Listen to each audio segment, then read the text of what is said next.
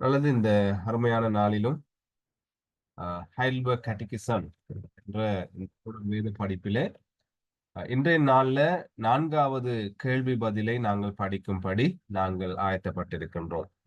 Heidelberg catechism 4வது கேள்வி பதில். Right? இந்த 4வது கேள்வி பதில் ரைட் என்ன சொல்லுகிறது என்று சொல்லி பார்ப்போம்னு சொன்னா, நாம் என்ன செய்ய வேண்டும் என்று தேவனுடைய நியாயப்பிரமாணம் வேண்டுகிறது. சரியா?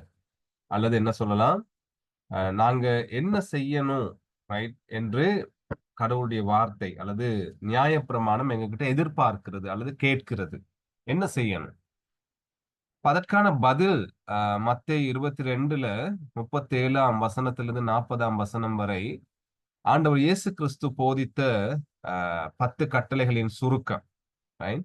அப்ப நியாயப்பிரமாணம் என்ன காரியத்தை எங்ககிட்ட எதிர்பார்க்கிறது இல்லையா என்பதை நம்ம பார்க்கும் பொழுது இங்க சொல்லப்படுகிறது, கிறிஸ்து இதை சுருக்கமாக போதிக்கிறார். அந்த வசனங்கள் என்ன சொல்லுகிறது? உன் தேவனாகிய கர்த்தரிடத்தில் உன் முழு இருதயத்தோடும் உன் முழு ஆத்மாவோடும் உன் முழு மனதோடும் உன் முழு பலத்தோடும் அன்பு கூறுவாயாக. இது முதலாம் பிரதான கற்பனை. ரைட்? அப்ப என்ன நியாயப்பிரமாணம் அல்லது 10 கட்டளைகள் நம்மிடத்துல என்ன எதிர்பார்க்கிறது? முதலாவது எதிர்பார்ப்பு தான் நாங்க வாசிக்கிறோம். என்ன? முழு இருதயத்தோடும் முழு ஆத்மாவோடும் முழு மனதோடும் முழு பலத்தோடும் கடவுள் மேல அன்பு வைக்க வேண்டும் என்று சொல்லி நியாயப்பிரமாணம் நம்ம கிட்ட கேட்கிறது. ரைட்? அந்த நியாயப்பிரமாணத்தை எப்படி, அந்த நியாயப்பிரமாணத்தின் அடுத்த பகுதி என்ன? மத்தேயு 27, 37, 40. இதற்கு ஒப்பாய் இருக்கிற 2வது கற்பனை என்னவென்றால், உன்னிடத்தில் நீ அன்பு கூறுவது போல பிறனிடத்திலும் அன்பு கூறுவாயாக என்பதே. இவ்விரண்டு கற்பனைகளிலும் நியாயப்பிரமாணம் முழுமையும் தீர்க்க தரிசனங்களும் அடங்கி இருக்கிறது என்றார். சரியா? அப்போ 10 கட்டளைகள் ரைட்டா? நாங்க ஏற்கனவே 10 கட்டளைகளை குறித்து கற்றுக்கொள்ளும் பொழுது நாங்க பார்த்தோம். அந்த 10 கட்டளைகளை ஆண்டவர் இயேசு கிறிஸ்து சுருக்கமாக 2 கட்டளைகளுக்குள்ள அடக்கி அவர் எங்களுக்கு போதிக்கிறார். ரைட்டா? போதிக்கும் பொழுது முதல் 4 கட்டளைகள் சரியா? என்னை அன்றி உனக்கு வேறு தேவர்கள் உண்டாயிருக்க வேணாம், யாதொரு விக்கிரகத்தை ஆயிலும் நீ உனக்கு உண்டாக்க வேணாம், கர்த்தருடைய நாமத்தை வீணிலே வழங்காதிருப்பாயாக, ஓய்வு நாளை பரிசுத்தமாய் ஆசரிக்க நினைப்பாயாக போன்ற முதல் 4 கட்டளைகளும் எதை எங்களுக்கு காண்பிக்கிறது? கடவுளை நேசிக்கிறதை குறித்து காண்பிக்கிறது. அதாவது நம்முடைய தேவனாகிய கர்த்தரிடத்துல முழு இருதயத்தோடும் முழு ஆத்மாவோடும் முழு மனதோடும் முழு மெலத்தோடும் அன்பு கூறுகின்ற அந்த காரியத்தை அந்த முதல் 4 கட்டளைகளும் எங்களுக்கு காண்பிக்கிறது. கடவுள்கிட்ட அன்பு கூறுறது. ரைட்? மிகுதியான 6 கட்டளைகள் பிறரை நேசிப்பதை குறித்து. சரியா? அதாவது தாயின் தகப்பனையும் கனம் பண்ணு, கொலை செய்யாதே, விபச்சாரம் செய்யாத, களவு செய்யாத, பிறனுக்கு விரோதமா பொய் சாட்சி சொல்லாத, பிறனுக்குள்ள யாதொன்றையும் இச்சிக்காத என்ற அது மிகுதியான 6 கட்டளைகளும் எதை குறிக்கிறது? பிறரை நேசிக்கிறதை பற்றி எங்களுக்கு போதிக்கிறது. ரைட்டா? அததான் ஆண்டவர் சுருக்கமாக ரைட் 2வது பகுதியில சொல்றாரு, நீ உன்னிடத்தில் அன்பு கூறுவதை போல பிறனிடத்திலும் அன்பு கூறுவாயாக என்பதை போதிக்கிறார். அப்ப நியாயப்பிரமாணம் நம்மகிட்ட எதிர்பார்க்கிறது இந்த 10 கட்டளைகளுக்குள்ள இந்த 2 விஷயம் தான். ஒன்று, தேவனை நேசி, பிறனை நேசி என்றதாக ஆண்டவர் இயேசு சுருக்கமாக போதிக்கிறார். அதற்குரிய வசனங்களை நான் இங்கே போட்டிருக்கிறேன். உபாகமம் 6:5, அதே போல லேவியாராகமம் 19:18, அதே போல கலாத்தியர் 5:14, அதே மாதிரி லூக்கா 10:27 நீங்க பாத்தீங்கன்னா இந்த காரியம், உன்னை நேசிப்பதை போல பிறனை நேசி என்ற காரியங்கள் குறிப்பிடப்பட்டிருக்கிறத நம்ம காண்றோம். சரியா? அப்ப நியாயப்பிரமாணம் தேவனை நேசிக்க சொல்லுகிறது, நியாயப்பிரமாணம் பிறரை நேசிக்க சொல்லுகிறது. அப்ப நியாயப்பிரமாணம் என்ன கேள்வி? நாம் என்ன செய்ய வேண்டும் என்று தேவனுடைய நியாயப்பிரமாணம் நம்மிடத்துல கேட்கிறது. பதில், தேவனையும் பிறரையும் நேசிக்க சொல்லி கேட்கிறது என்பதாக அமைகிறது. ஆனால் அப்படி நாங்க மேலோட்டமாக லேசான ஒரு காரியமாக சொல்லிட்டு போயிட முடியாது. ரைட்டா? ஏன்னு சொன்னா, தேவனை நேசின்னு சொல்லும் பொழுது, அதே போல பிறனை நேசின்னு சொல்லும் போது, முதலாவது தேவனை நேசின்னு சொல்லும் பொழுது இங்க என்ன எழுதிருக்கோம் பாருங்க, பூரணமான அன்பு எதிர்பார்க்கப்படுகிறது. நேசம்னு சொல்லும்போது அன்பு, அப்ப அந்த அன்பு பூரணமானதாக இருக்க வேண்டும் என்பதை அந்த கட்டளைகள் நியாயப்பிரமாணம் நம்ம கிட்ட எதிர்பார்க்குது. ரைட்டா? பாருங்க, அங்க எழுதியிருக்கிறோம். பூரணமான அன்பை மட்டுமே கடவுள் அங்கீகரிக்கின்றார் அல்லது ஏற்றுக்கொள்ளுகிறார் என்பதை இக்கட்டளையின் மூலம் நாங்க கற்றுக்கொள்கிறோம். ஆண்டவர் இயேசு அதை சுட்டி காட்டுகிறார். சரியா? அப்ப அன்பு கூறுங்க, கடவுள்கிட்ட அன்பு கூறுங்கன்னு சொல்லும் பொழுது, ரைட், பூரணமான அன்பை கடவுள் மேல வைக்கும்படி நாங்க எதிர்பார்க்கப்படுகிறோம். சரியா? அப்ப பூர்ணமான அன்பு அப்படின்னா என்னது? அங்க எழுதியிருக்கோம் பாருங்க. இருதயம், ஆத்மா, பெலன், ரைட், யாவும் தேவனுக்கு அர்ப்பணிக்கப்பட வேண்டும் என்பதாக அந்த கட்டளைகள் எங்ககிட்ட எதிர்பார்க்கிறது. சரியா?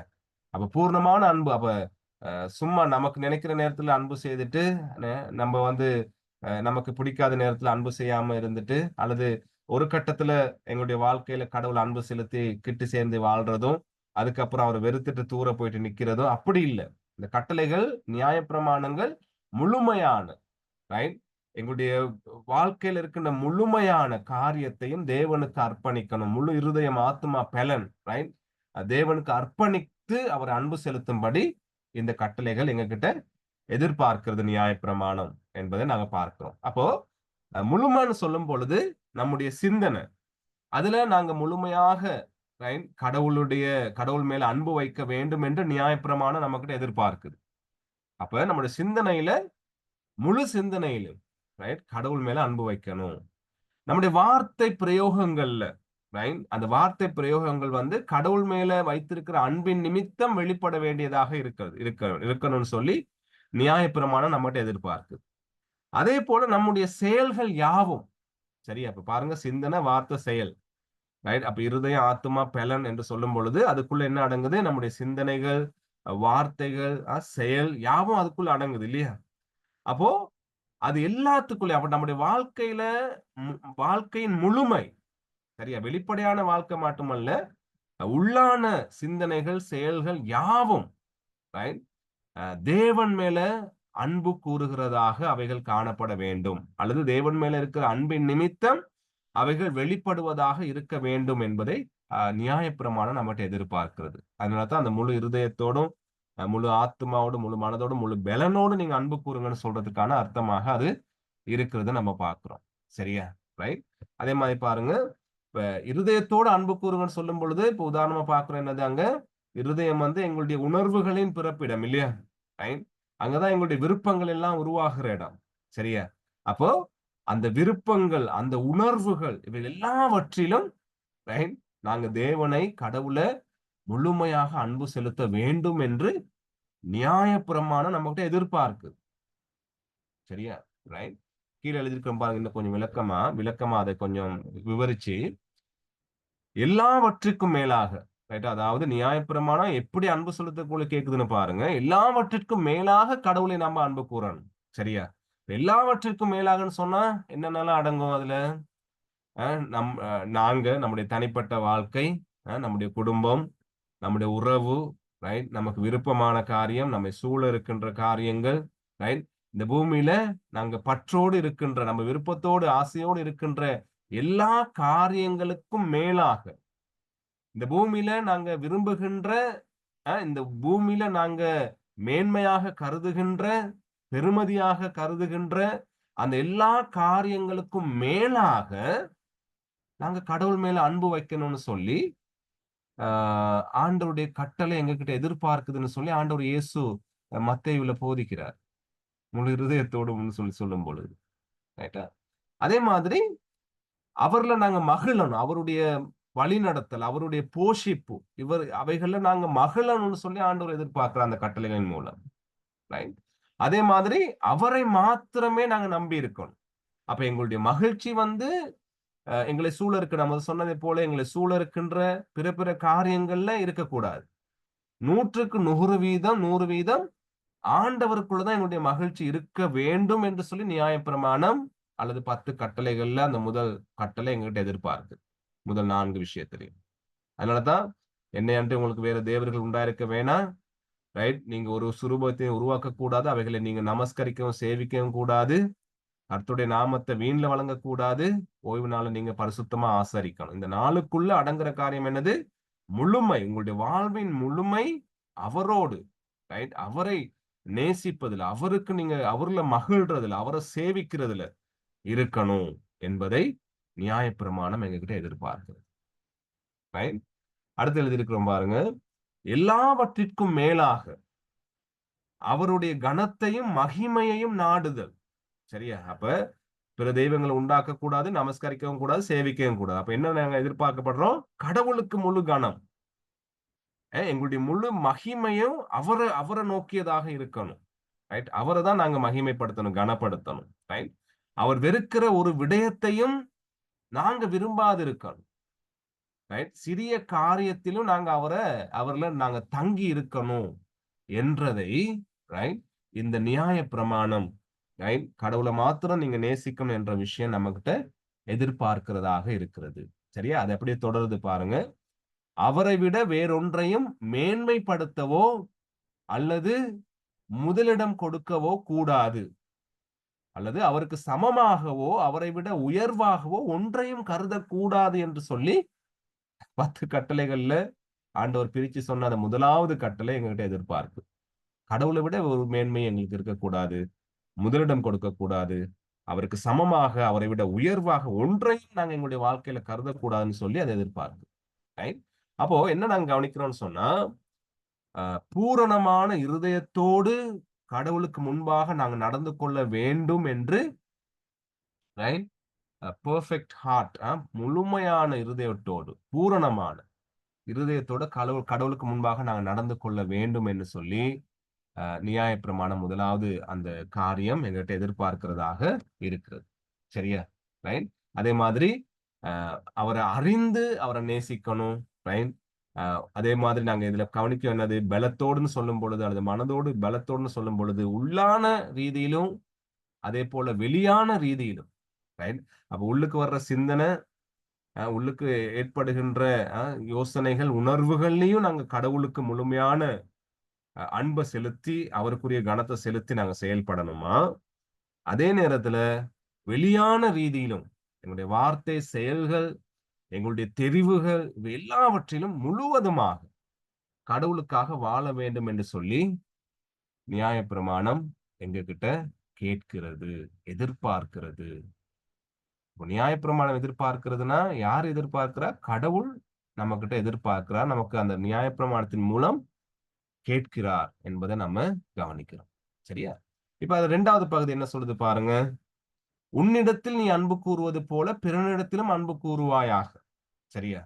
அப்ப இங்க என்ன கவனிக்கணும், விளக்கம் என்ன போட்டிருக்கோம்னு சொன்னா, கடவுளை அன்பு செய்வதினாலே அவருடைய வார்த்தைக்கு கீழ்ப்படுகிறோம். அப்படி கீழ்ப்படிவதினால் அவர் வார்த்தை கற்பிக்கிறபடி பெற்றோரை கனம் பண்ணுவோம், கொலை செய்யாதிருப்போம், விபச்சாரம் செய்யாதிருப்போம், களவு செய்யாதிருப்போம், பொய்சாட்சி சொல்லாதிருப்போம், பிறனுக்கு விரோதமாக இச்சியாதிருப்போம் என்பதை நம்ம பார்க்கிறோம்.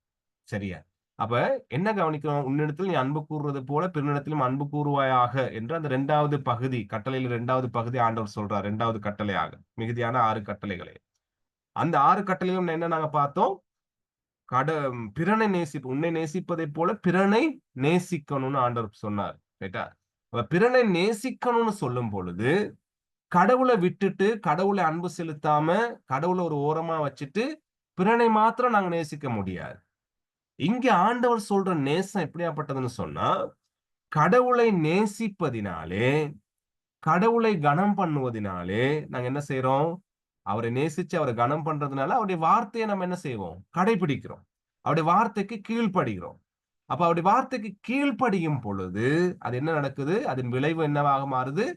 பிறர் மேல நேசமும் அன்பு உள்ளதுமாக அது மாறுது. ஏன்னு சொன்னா ஆண்டோடைய வார்த்தை என்ன சொல்லுது? பெற்றோரை கனம் பண்ணுங்கன்னு சொல்லுது, கொலை செய்யாதீங்கன்னு சொல்லுது, ரைட்? விபச்சாரம், களவு செய்யாதீங்க, பொய் சாட்சி, பிறனுக்கு விரோதமா இச்சியாதீங்கன்னு சொல்லுது. ரைட்? அப்ப இது எல்லாமே கடவுளுடைய வார்த்தையினால, வார்த்தையாக இருப்பதனால, அவருடைய கட்டளையாக இருப்பதனால இவைகளுக்கு நாங்க கீழ்ப்படுகிறோம். ஏன்? கடவுள் மேல வைத்திருக்கிற அன்பின் நிமித்தம் நாங்க கீழ்ப்படுகிறோம். கீழ்ப்படுகிறதின் மூலம் என்ன நடக்குது? ரைட்? இயல்பாகவே, ஒட்டோவாகவே பிறர் மேல அது நாங்க காண்பிக்கிற அன்பாக அது மாறுகிறது என்பதை நம்ம கவனிக்கிறோம் அன்பானவர்களே. சரியா? அப்ப கடவுள் மேல நாங்க கொண்டிருக்கிற அன்பின் நிமித்தம், ரைட், பிறரை அன்பு கூறும்படி நாங்க என்ன செய்யப்படுறோம்? உந்தப்படுகின்றோம். சரியா? அப்ப ஒன்றின் பலனாக வெளிவருகிறதுன்னு நாங்க போட்டிருக்கிறேன். ரைட்? என்னன்னு சொன்னா, கடவுள் மேல வைத்திருக்கின்ற அன்பின் பலனாக பிறர் மேல அன்பு செலுத்துற காரியம் எங்களுடைய வாழ்க்கையிலிருந்து வெளிவருகிறதாக இருக்கிறது என்பதை நம்ம அங்க கவனிக்கிறோம். சரியா? ஆனால் கடவுளை விட, ரைட்டா, கடவுள் மேல வைச்சிருக்கிற அந்த அன்பை விட மற்றவர்கள் மேல வைத்திருக்கிற அன்பு அதிகமானதாக என்ன செய்ய முடியாது? இருக்க முடியாது. ஏன்னா அங்க வைத்திருக்கிற அன்பின் நிமித்தமே இது வெளிவருகிறதே அல்லாமல், கடவுள் இல்லாம மற்றவர்கள் மேல, எங்க மேல, எங்களுடைய குடும்பத்தின் மேல நாங்க அன்பு வைக்க முடியாது என்பதையும் நாங்க பார்க்கிறோம். சரியா? இப்ப இதெல்லாம் இவ்வளவு தூரம் பார்க்கும் பொழுது, இவ்வளவு தூரம் நான் உங்களுக்கு இத வாசிச்சு அல்லது விளக்கப்படுத்தி காட்டும் பொழுது, உங்களுக்கு என்ன யோசனை வருது? என்ன சிந்தனை வருது இதெல்லாம் பார்க்கும் பொழுது? கடவுள நாங்க முழுமையா அன்பு செலுத்தணும்னு எதிர்பார்க்கிறாரு. உள்ளான ரீதியிலும், வெளியான ரீதியிலும். ரைட்? அதேபோல பிறரை, சரியா, முழுமையாக நாங்க அன்பு செலுத்தணும்னு எதிர்பார்க்கிறாரு. ரைட்? அப்ப கொலைன்னு சொல்லும் பொழுது, ஆண்டவர் அதுக்கு போதிக்கிறார் எப்படி? இந்த சகோதரனை பகைக்கிறதும் கொலைன்னு சொல்றாரு. நீ கோபப்படுறதும் கொலைன்னு சொல்றாரு. ரைட்? விபச்சாரம் சொல்லும் பொழுது, ஒரு ஸ்திரியை இச்சையோடு பார்க்கிறதே விபச்சாரம்னு சொல்றாரு. ரைட்? அப்ப களவுன்னு சொல்லும் பொழுது மற்றவங்களுடைய காரியத்தை சொந்தமாக்கி கொள்ளும்படி நீ செயல்படுகிற எல்லா விஷயமும், அது நேரமாக இருக்கலாம், சொத்தா இருக்கலாம், எல்லா காரியங்களும் களவாக இருக்கிறது. சரியா? அதே மாதிரி ஆஹ் பொய் சாட்சி, அதே மாதிரி இச்சை, ரைட், இது எல்லாமே முழுமையாக ஆண்டவர் எங்கிட்ட எதிர்பார்க்கிறாரு. ரைட்டா? இது முழுமையாக எதிர்பார்க்கிறத நாங்க செய்யும் பொழுதுதான் என்னவாக மாறுது? அது கடவுள் மேல நாங்க அன்பு வைத்திருக்கிறோம் என்பதை அது வெளிப்படுத்துகிறது. ஆனால் உண்மையாகவே இந்த 2 காரியத்தையும் நாங்க இப்ப பார்த்த மாதிரி எங்களால முழுமையாக என்ன செய்ய முடியல. ரைட்? இத படிக்கும்பொழுது என்ன யோசனை வருது எங்களுக்கு? என்ன சிந்தனை வருது? ரைட்? நாங்க அன்பிலே குறை உள்ளவர்களாக இருக்கிறோம் என்பதை நியாயப்பிரமாணம் எங்களுக்கு காண்பிக்கிறது. ரைட்? நாங்க இந்த அன்பிலே பூரணமானவர்கள் இல்லை என்பதை நியாயப்பிரமாணம் எங்களுக்கு கற்பிக்கிறது. 10 கட்டளைகளை கொடுத்து அதை மக்கள் வாங்கி வாசிக்கும் பொழுது அவங்களுடைய இருதயத்துல வர சிந்தனை என்னது? இதன்படி பூரணமாக எங்களுக்கு வாழ முடியாத பலவீனமானவர்களாக நாங்கள் இருக்கிறோம் என்பதை அது காண்பிக்கிறது. ரைட்? அப்போ அப்படி பூரணமாக வாழ முடியாவிட்டால் என்னவாகுது? அது நாங்க பாவிகளாக கருதப்படுகிறோம். சரியா? அப்ப பாவின்னு சொல்றோம் இல்லையா? பாவிகள்னு சொல்லி. யார் பாவிகள்? கடவுளுடைய நியாய பிரமாணத்தை பூரணமாக கடைபிடிக்க முடியாதவர்கள். ரைட்? அவர்கள் பாவிகள். நாங்க தான் பாவிகள். சரியா? அப்ப இது நாம் அன்பில் பூரணமானவர்கள் இல்லை என்பதையும், நியாய பிரமாணத்தை நாங்கள் உடைக்கிறவர்கள் என்பதையும், அல்லது நியாய பிரமாணத்தை நாங்கள் மீறுகிறவர்கள் என்பதையும் அது நமக்கு சுட்டி காட்டுகிறது. சரியா? இப்ப ஆண்டவர் சொன்னார் இல்லையா, நீ வந்து முழு இருதயத்தோடு, முழு மனதோடு, முழு பலத்தோடும், ரைட், நீ ஆண்டவரை அன்பு கூறணும்னு சொன்னாரு. அதை நீ உன்னை நேசிக்கிறத போல பிறனை நேசிக்கணும்னு சொன்னாரு. அதுக்குரிய சிறிய விளக்கத்தை பார்க்கும் பொழுது எங்களுக்கு என்ன விளங்குது? நாங்க எங்களுடைய வாழ்க்கையில பூரணமாக கடவுளுடைய வார்த்தையை, நியாய பிரமாணத்தை கடைபிடிக்க முடியாதவர்கள். ஒவ்வொரு நாளும் ஆண்டவருடைய நியாய பிரமாணத்தை நாங்கள் உடைக்கின்றோம். ஒவ்வொரு நாளும் ஏதோ ஒரு விதத்துல நாங்கள் ஆண்டவருடைய நியாய பிரமாணத்தை மீறுகிறோம் என்பதை என்ன செய்யுது? இந்த கட்டளைகள் எங்களுக்கு சுட்டி காட்டுகிறது. நாங்கள் பாவிகளாக அதன் மூலம் கருதப்படுகிறோம் என்பதை இது எங்களுக்கு காண்பிக்குது. சரியா? ஆகவேதான் அந்த கேட்டிகிசத்துல அழகா இதெல்லாம் சொல்லி தந்துட்டு அடுத்த கேள்விக்கு வரும் பொழுது அந்த கேள்வி எப்படி வருதுன்னு சொன்னா, அதாவது 5வது கேள்வி, எல்லா கற்பனைகளையும் உன்னால் பூரணமாக கடைபிடிக்க முடியுமா? ரைட்? அப்ப இவ்வளவு நேரம் நாங்க படிக்கும் பொழுது எங்களுக்கு வர வேண்டிய கேள்வி அல்லது எங்களுக்கு வேற வர வேண்டிய சிந்தனை என்னன்னா, ஐயோ, எனக்கு கடவுளுடைய கட்டளைகளை, எல்லா கட்டளைகளையும் முழுமையாக எனக்கு கடைபிடிக்க முடியாது. ஆகவேதான் 5வது கேள்வியில் கேட்கிறாங்க, எல்லா கற்பனைகளையும் உன்னால் பூர்ணமாக கடைபிடிக்க முடியுமா? பதில், நிச்சயமாக முடியாது. காரணம் சுபாவத்தின்படி, பாவத்துல வீழ்ந்த மனிதன் தன்னுடைய சுபாவத்தின்படி தேவனையும் பிற மனிதர்களையும் வெறுக்கக்கூடியவனாகவே இருக்கிறான். சரியா? நிச்சயமாக முடியாது. காரணம் சுபாவத்தின்படி நான் தேவனையும் பிற மனிதர்களையும் வெறுக்கக்கூடியவனாகவே இருக்கிறேன். 5வது கேள்வி, இது அடுத்த வாரம் நாங்க படிக்க போறோம். சரியா? அப்ப நான் கேட்டேன் இல்லையா, இந்த காரியங்களை நான் உங்களுக்கு விளக்கப்படுத்தும் பொழுது எங்களுடைய மனதில் எழுகின்ற சிந்தனை என்னது? நம்ம ஒருவராவது சொல்ல முடியுமா, ஆமா நான் முழுவதுமாக ஆண்டவர் அன்பு கூறுகிறேன், ஆண்டவர் சொன்ன மாதிரி முழுவதுமாக நான் ஆண்டவர் மேல என்னுடைய அன்பை நான் வச்சிருக்கிறேன் என்று சொல்ல முடியுமா?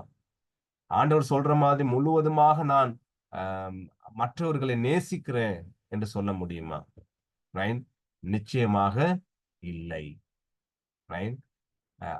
ஒரு இடத்துல அப்போஸ்தலனாகிய பவுல் நினைக்கிறேன், அவர் சொல்ற மாதிரி எல்லா கட்டளைகளையும் நான் கடைபிடிச்சிட்டு வந்துட்டேன், ஆனா கடைசி கட்டளை இச்சையாது இருப்பாயாக என்ற அந்த கட்டளைக்கு நான் வரும் பொழுது நான் என்னை ஒரு பாவியா உணர்றேன்.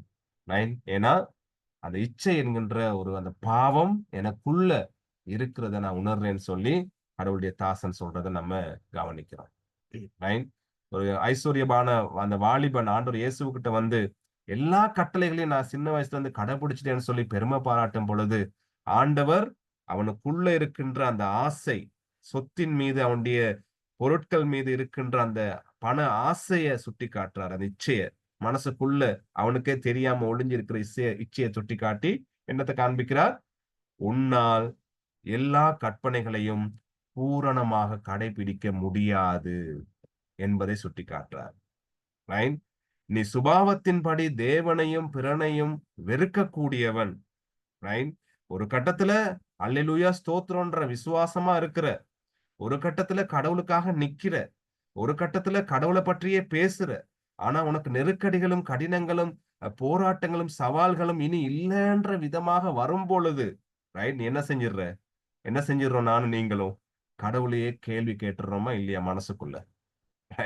நான் எதுக்காக ஆண்டவரை கும்பிடுறேன், எதுக்காக ஆண்டவரை நமஸ்கரிக்கணும், எதுக்காக ஆராதனை செய்யணும், எதற்காக கீழ்ப்படியணும்? ஒரு கட்டத்துல கேட்கறதுக்கு தோணுதா இல்லையா? கேட்கிறோமா இல்லையா? அதே மாதிரி மற்றவர்களை நேசிக்கிற விஷயத்துல எல்லா நாளும் நாங்க மீறி நடக்கிறோமா இல்லையா? அப்ப என்னத்தை காண்பிக்குது நியாயப்பிரமாணம்? உன்னால எல்லா கற்பனைகளையும் பூரணமாக கடைபிடிக்க முடியாது. நீ தேவனையும் மனிதர்களையும் வெறுக்கக்கூடிய சுபாவத்தை உடையவனாக இருக்கிறாய் என்பதை நீ உணர வேண்டும் என்பதை அது காண்பிக்கிறது. அப்ப நியாயப்பிரமாணம் என்ன என்கிட்ட கேக்குது? முழுமையாக நீ தேவனையும் மற்றவர்களையும் நேசிக்கணும்னு அது கேக்குது. அப்ப 5வது பார்க்கிறோம், அப்படி எங்களால முழுமையாக நேசிக்க முடியாத அளவுக்கு நாங்க கடவுளை மற்றவர்களை வெறுக்கிறவர்களாக இருக்கிறோம் என்பதை அடுத்த வாரம் நாங்க படிக்க போறோம். அப்படியே தொடர்ந்து வரும் பொழுது அப்ப எங்களுக்கு என்ன தேவை? இந்த நியாயப்பிரமாணம் எங்களை கடைசியா எங்க கூட்டிக்கிட்டு போகுதுன்னு விளங்குதா உங்களுக்கு? கிறிஸ்து என்னும் உபாத்தியார்கிட்ட எங்களை கூட்டிக்கிட்டு போகுது. கலாத்தியர்ல 3ல வாசிக்கிற மாதிரி. சரியா? ஏன்னா எனக்கு நியாயப்பிரமாணத்தை கடைபிடிக்க முடியல, நான் கடவுளையும் மனுஷனையும் வெறுக்கிறேன். ஆகவே எனக்கு ஒரு உபாத்தி, எனக்கு ஒரு இரட்சகர் தேவை என்பதை இந்த நியாயப்பிரமாணம், பைபிள் வசனம், கடவுளுடைய வார்த்தை எனக்கு காண்பிக்குது. அப்ப வேதாகமத்துல நாங்க என்ன காரியங்களை வாசிச்சாலும் கடைசியா எங்களை எங்க கூட்டிட்டு போகுது? அது உனக்கு ஒரு இரட்சகர் தேவை. உனக்கு முழுமையாக தேவனை நேசிக்க முடியல, மனிதர்களை நேசிக்க முடியல. எனவே உனக்கு ஒரு புதிய வாழ்க்கை தேவை. அந்த புதிய வாழ்க்கையை கொடுக்கும்படிக்கு நியாயப்பிரமாணத்துக்கு முழுவதுமாக கீழ்ப்படிந்து உனக்கு வாழ்க்கை கொடுக்கக்கூடிய ஒரு இரட்சகர் தேவை. அந்த இரட்சகர் கிட்ட நீ என்ன செய்யுது? நியாயப்பிரமாணம் ஒரு ஆசிரியர் மாதிரி, அந்த 10 கட்டளைகள் ஒரு ஆசிரியர் மாதிரி என்னுடைய இயலாமையை சுட்டிக்காட்டி, எனக்கு கடவுளுடைய கற்பனைகளை கடைபிடிக்க முடியாது என்பதை சுட்டிக்காட்டி, எனவே இந்த கடவுளுடைய கட்டளைகளை கடைபிடிக்க முடியாட்டி எனக்கு சாபம் வரும், அந்த சாபத்துல இருந்து என்னை தப்புவித்துக் கொள்ள அல்லது என்னை காப்பாற்றுவதற்கு ஒரு இரட்சகர் எனக்கு தேவை என்று நியாயப்பிரமாணம் இயேசுவானவரை எனக்கு காண்பிக்கிறது. ரோமர் 8:7 என்ன சொல்லுது பாருங்க? எப்படி என்றால் மாம்ச சிந்தை தேவனுக்கு விரோதமான பகை, அது தேவனுடைய நியாயப்பிரமாணத்துக்கு கீழ்ப்படியாமலும் கீழ்ப்படிய கூடாமலும் இருக்கிறது. இதுதான் நானும் நீங்களும். அப்போ இந்த நியாயப்பிரமாணத்துக்கு கீழ்ப்படியாட்டி சாபம் எனக்கு வருது. ரைட்? எனவே அந்த நியாயப்பிரமாணத்துக்கு கீழ்ப்படியக்கூடிய, எனக்காக அந்த நியாயப்பிரமாணங்களை நிறைவேற்றக்கூடிய ஒரு ஆண்டவர், ஒரு இரட்சகர் தேவை என்பதை நியாயப்பிரமாணம் எனக்கு 10 கட்டளைகள் எனக்கு சுட்டி காட்டுகிறது. ரைட்? எனவே அடுத்த வாரம் நாங்க பார்க்கலாம் இந்த 5வது கேள்வி பதில, ஏன் எனக்கு எல்லா கற்பனைகளையும் பூர்ணமாக கடைபிடிக்க முடியல, ஏன் நான் தேவனையும் மனிதர்களையும் வெறுக்கிறவனாக இருக்கிறேன் என்றதை இன்னும் கொஞ்சம் விளக்கமாக நாங்கள் அடுத்த வாரம் கற்றுக்கொள்ள முடியும். தேங்க்யூ. ஏதாவது உங்களுக்கு காரியங்கள் பகிர்ந்து கொள்ளணும்னு சொன்னா நீங்க பகிர்ந்து கொள்ளலாம். அதுக்கப்புறம் நாங்க ஜெபித்து நிறைவு செய்யலாம்.